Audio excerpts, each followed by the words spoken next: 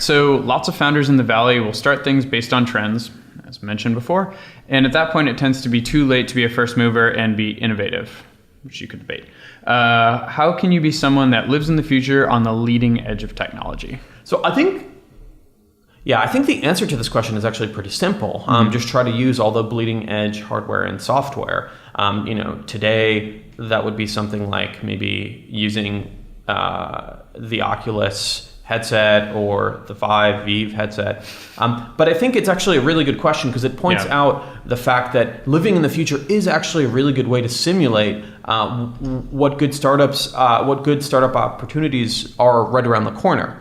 An example of this is, in 2007 or 8, having two computers and having this pain of having files that weren't instantly transferred between both computers.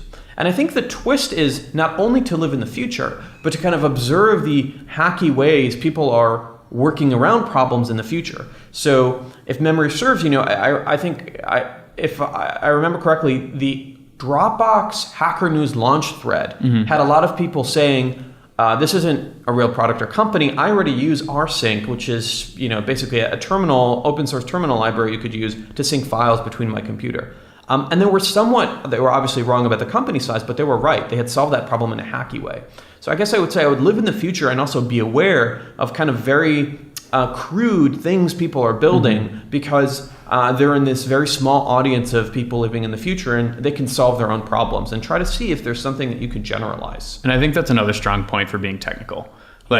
When you see your friends hacking things together like that, most people aren't going to go into the terminal and get stuff done.